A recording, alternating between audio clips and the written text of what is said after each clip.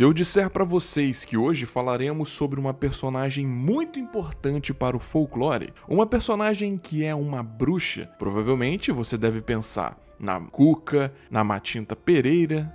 E sim, de fato, elas são muito importantes aqui no nosso folclore. Mas hoje não é dia de guia do folclore brasileiro, é dia do bestiário sobrenatural. Portanto, vamos viajar um pouco mais longe para falar da personagem de hoje.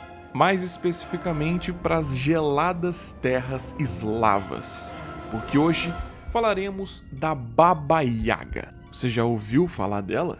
Presente na mitologia eslava e sendo comumente retratada em regiões do leste europeu, tendo a Rússia como maior abundância, a Baba Yaga é um conto que fala sobre uma bruxa canibal. Apesar disso, é um mito que está sujeito a um número considerável de interpretações. Assim como o nosso folclore brasileiro, ela também tem muitas versões. E é sobre elas que falaremos a partir de agora. Eu sou o João e sejam muito bem-vindos ao canal O Outro Lado.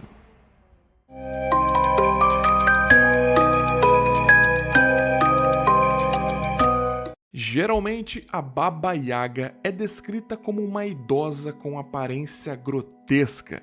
Ela teria como característica um corpo muito magro e vagaria pelos ares montada em um almofariz, que é uma espécie de pilão, sendo eventualmente utilizado como uma arma, e também ela usaria uma vassoura para apagar os seus rastros.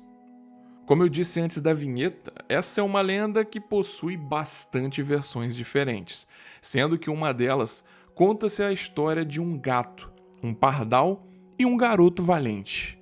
Aqui, os animais avisam ao garoto que se a Baba Yaga vier contar as colheres, ele deve permanecer em silêncio. Portanto, eis que ela aparece e o jovem, não se contentando, grita para que ela não toque nos talheres. A bruxa então leva o menino. Embora o gato e o pardal salvem o menino 3 vezes, ele acaba sempre sendo raptado pela criatura. Após sequestrá-lo, a Baba Yaga pede a uma de suas filhas para assá-lo. No entanto, a criatura é enganada por ele e, de alguma maneira, é a filha dela que vai parar no forno, algo que a criatura só descobre no momento da refeição. A mesma coisa acontece com as outras filhas da bruxa, até que ela própria é ludibriada e assada. Teria João e Maria sido inspirado nessa história, ou essa lenda bebeu na fonte dos irmãos Grimm? Existe uma outra versão em que essa criatura é associada com traços maternais. Aqui, tudo se resume a um pai que perde a esposa e resolve se casar novamente para tentar recomeçar sua vida. Sendo assim, os seus filhos com a primeira esposa, que eram gêmeos, ganharam irmãos, pois a nova esposa do pai também teve filhos. E o lance é que o pai tinha um carinho especial pelos seus primeiros filhos, devido à relação com a falecida esposa, o que acabava causando uma crise de ciúmes em sua mulher. Isso já era motivo suficiente para ela maltratar as crianças, deixando-as até mesmo passar fome. Certo dia, o ódio da madrasta acumulou-se a ponto dela mandar os seus enteados até a casa de uma bruxa que vivia em uma floresta, com a esperança de que elas nunca mais voltassem.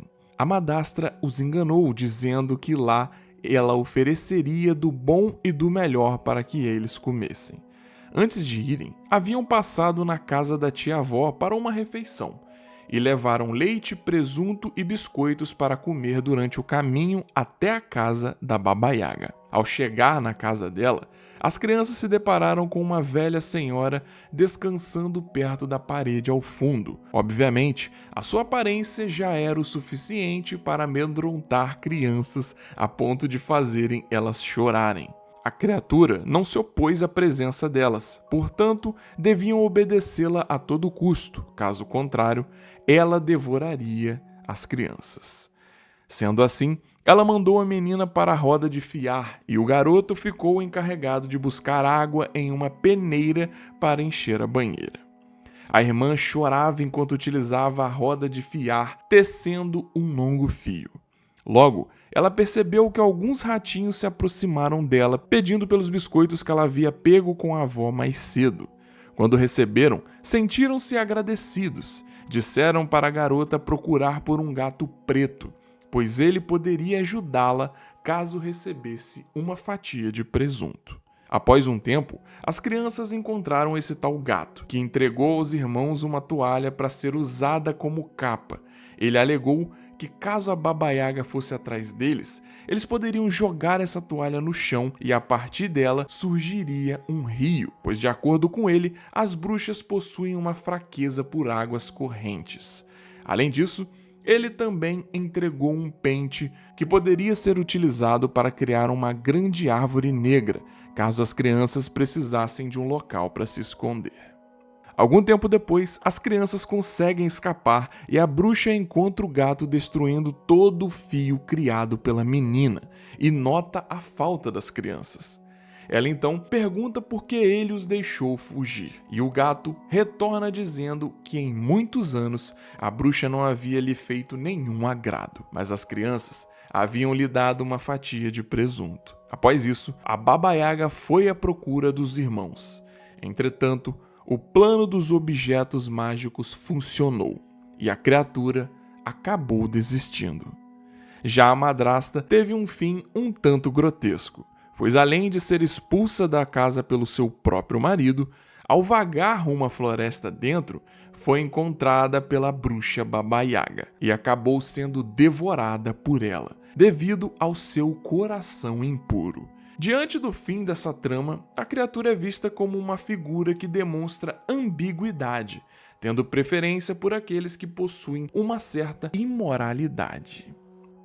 A Casa Yaga. A casa da Baba Yaga é uma presença constante nas lendas. Apoiada sobre um ou dois pés de galinha, ela tem a capacidade de caminhar pela floresta, permitindo que a Baba Yaga possa se mudar sempre que quiser ou precisar. Em algumas versões, a casa é usada como prisão para as crianças que a Baba Yaga encontra pela floresta. Ela também é decorada com crânios e ossos de animais, e alguns humanos também, que foram devorados pela própria bruxa. A Baba Yaga foi mencionada pela primeira vez em um livro de gramática russa de 1755. Acredita-se que antes disso, suas histórias circulassem apenas pela oralidade, sendo espalhadas de geração em geração. Inclusive, Baba Yaga significa vovó bruxa. Uma de suas histórias mais conhecidas é o conto Vasilisa, a Bela, em que ela liberta uma menina da tirania de sua madrasta e suas meia-irmãs. Lembrando, é claro, a história da Cinderela. Baba Yaga aparece ali como uma madrinha meio sinistra. Ela dá tarefas impossíveis para a garota, mas também dá a ela uma boneca para que possa ajudá-la. E aí, novamente, aquele questionamento. Seria os irmãos Greens inspirado pelas histórias da Baba Yaga ou a Baba Yaga bebeu na fonte dos irmãos Green?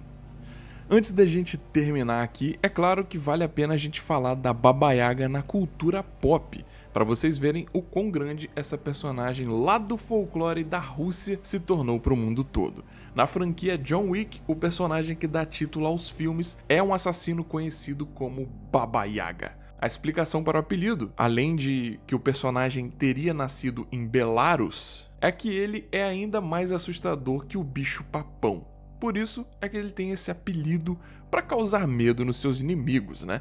Para quem gosta de quadrinhos, nos quadrinhos de Hellboy, a Baba Yaga aparece pela primeira vez no volume 3, publicado em 1988, numa história onde o Hellboy viaja para a Rússia com o objetivo de acabar com os sequestros de criança na região. Tem muitas outras aparições por aí, mas eu acho que essas são as mais relevantes para a personagem. Tá faltando um filme de terror bem feito, né, sobre essa personagem. Acho que ela merecia uma história aí, quem sabe aí nas mãos da A24, dirigido pelo Ari Aster ou Robert Eggers. Quem sabe? O futuro tá aí para acontecer. E você, o que você achou? Já conhecia a Baba Yaga? Talvez você já tinha ouvido falar desse nome. Talvez você tenha visto John Wick, ouviu o nome, mas não sabia. Agora você sabe a origem dessa personagem gigantesca no folclore eslavo. Diz pra mim também que outro personagem você quer que eu traga aqui nesse canal, nesse quadro especificamente. Aqui nós envolvemos criaturas de todas as mitologias, países, aqui vale tudo, tá show? Então sinta-se à vontade pra comentar. Não esquece do like, porque isso é muito importante, ajuda muita gente. Se não for inscrito, essa é a hora. Se ficou até o final, eu tenho certeza que você gostou do vídeo. Então acho que vai valer a pena você dar uma inscrevidinha aí pra acompanhar futuros lançamentos aqui, todo sábado às 18 horas. E se já é inscrito, não se esquece de ativar o sininho, porque aí você vai ser notificado toda vez que sair um vídeo novo. Muito obrigado pela audiência aqui, mais uma vez, nos encontramos no sábado que vem, às 18. Eu sou o João, falando aqui do outro lado. E muito cuidado, porque mesmo vivendo no Brasil, nunca se sabe quando alguma bruxa vai resolver nos fazer uma visita.